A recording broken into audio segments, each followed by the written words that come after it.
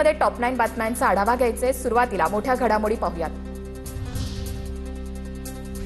कामात दिरंगाई करणाऱ्या कंत्राटदारांवर मुख्यमंत्री फडणवीस भडकले। वेळेत कामं करा नाहीतर बंदी, फडणवीसांचा इशारा।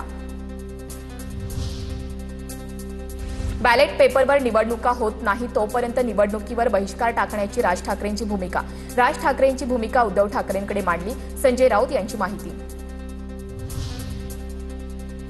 निवडणूक प्रक्रियेत सुधारणांचं बिल कुणी आणल्यास स्वागत। निवडणूक प्रक्रियेत बदल झाले पाहिजेत, मुख्यमंत्री देवेंद्र फडणवीस यांचं मोठं वक्तव्य। अशा निवडणुका घेणं बंद करा किंवा ओपन व्होटिंग ठेवा। घोडेबाजारासारखे उद्योग बंद झाले पाहिजेत। मी संसदेत बिल मांडेन। वेळ पडली तर निवडणूक आयोग कोर्टात देखील जायला तयार। विधान परिषद निवडणुकीतील कारभारावर सुप्रिया सुळे संतापल्या। माणसं पैशापेक्षा प्रेमानं जिंकता येतात, हे जर तुम्हाला समजलं तर अशा प्रकारचं बिल मांडण्याची गरज पडणार नाही। सुप्रिया सुळेंच्या वक्तव्यावर मुख्यमंत्री देवेंद्र फडणवीस यांची प्रतिक्रिया। विधान परिषद निवडणुकीत घोडेबाजार झाल्याचं सर्वांना माहिती आहे। भाजपनं तोंड उघडायला लावू नये, खासदार सुप्रिया सुळे यांचा इशारा। तर आमच्याकडे हजारो गोष्टी त्या उघड कराव्या लागतील, बावनकुळेंचं जशास तसं उत्तर।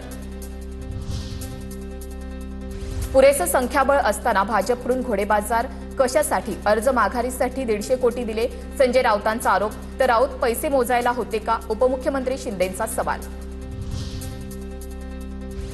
विधान परिषदेच्या राजकारणावर बोलताना विजय वडेट्टीवार यांची जीभ घसरली। निवडणुकीत आम्ही उभे केलेले उमेदवार विकले गेले, काँग्रेस नेते विजय वडेट्टीवार यांचा हल्लाबोल।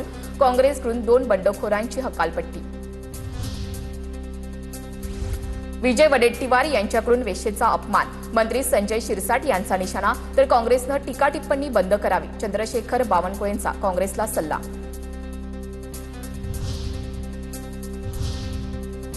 आता पाहूयात मोठ्या राजकीय टॉप 9 बातम्या। दिल्लीतील जंतर मंतर मैदानावर कॉक्रोच जनता पार्टीचं आंदोलन। तरुणांचा मोठ्या संख्येनं आंदोलनामध्ये सहभाग होता। नीट पेपरफुटी प्रकरणी केंद्रीय शिक्षण मंत्र्यांच्या राजीनाम्याची मागणी। कॉक्रोचना कमी लेखू नका, हा इशारा जंतर मंतरवरील आंदोलनानं दिला आहे। दिल्लीतील सीजेपीच्या आंदोलनाला उद्धव ठाकरेंचा पाठिंबा। हजारो तरुण आपल्या वेदना आणि भविष्याची चिंता घेऊन रणरण त्या उन्हामध्ये रस्त्यावर बसले। तर सरकारला त्यांचं म्हणणं हे ऐकावंच लागेल, ठाकरेंचा सरकारला इशारा। सरकारला कॉक्रोच जनता पक्षाच्या आंदोलनाची दखल घ्यावीच लागेल, पण आंदोलन यशस्वी होऊ नये म्हणून सरकार प्रयत्न करतंय। धर्मेंद्र प्रधान यांच्याऐवजी अमित शहानी राजीनामा द्यावा, कॉक्रोच जनता पक्षाच्या आंदोलनावर संजय राऊत यांची प्रतिक्रिया।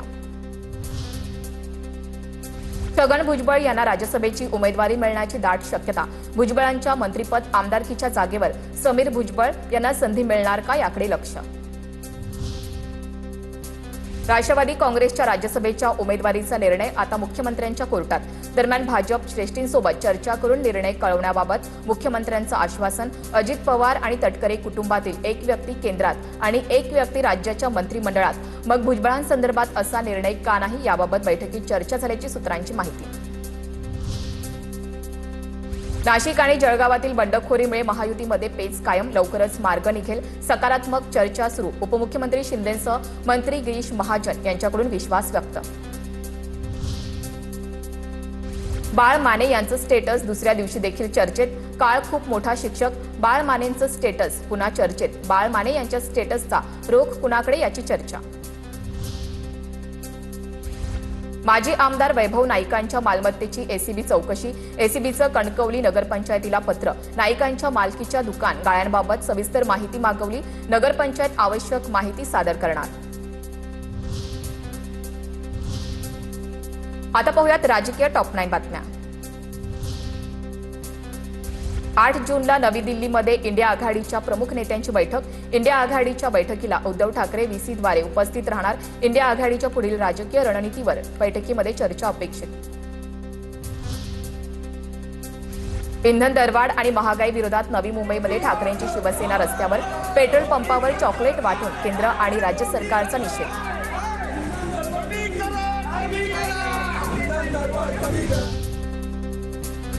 मराठा समाजासाठी घेतलेल्या निर्णयांबाबत मुख्यमंत्री फडणवीसांचे आभार. मराठा समाज तुम्हाला कधीही विसरणार नाही. शासन निर्णयावरून मनोज जरांगे यांची प्रतिक्रिया.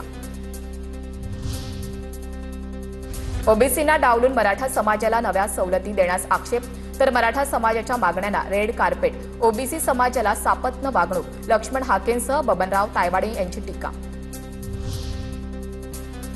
खासदार श्रीकांत शिंदे यांच्या उपस्थितीत चाळीसगावच्या शिवसेना शिंदे गटाचा मेळावा. भाजप, शिवसेना ठाकरे गट आणि राष्ट्रवादी अजित पवार गटाच्या पदाधिकाऱ्यांचा शिवसेनेत प्रवेश. छत्रपती शिवाजी महाराजांच्या शिवराज्याभिषेक दिनाचा साताऱ्यामध्ये उत्साह. छत्रपती उदयनराजे भोसले यांनी पोवई नाका या ठिकाणी छत्रपती शिवाजी महाराजांच्या पुतळ्याला अभिवादन केलं. छत्रपती संभाजी महाराजांबद्दल बोलताना भान ठेवावं. खासदार उदयनराजे भोसले आक्रमक. सिंधुदुर्गच्या सावंतवाडीत भारतीय जनता पक्षाला धक्का. भाजपच्या महिला शहर अध्यक्षांसह संपूर्ण कार्यकारिणीचा राजीनामा. पक्षातील अंतर्गत वादामुळे राजीनामा दिल्याची माहिती. मुंबई महापालिकेच्या नालेसफाईबाबतच्या दाव्याचा मनसेकडून रियालिटी चेक. नगरसेवक यशवंत किल्लेदारांकडून बोटीतून पाहणी, तर साकीनाका खैराणी रोड परिसरामध्ये मनसे पदाधिकाऱ्यांचं आंदोलन. आता पाहूयात मोठ्या बातम्या. पालघरच्या डहाणूमध्ये लव्ह जिहाद झाल्याचा आरोप. मोठ्या बहिणीसोबत प्रेमसंबंध ठेवून अल्पवयीन लहान बहिणीला देखील प्रेमाच्या जाळ्यात ओढल्याचा आरोप. आरोपीविरुद्ध डहाणू पोलीस ठाण्यात गुन्हा दाखल. या प्रकरणी भाजप नेत्या चित्रा वाघ यांच्याकडून पोलिसांची भेट.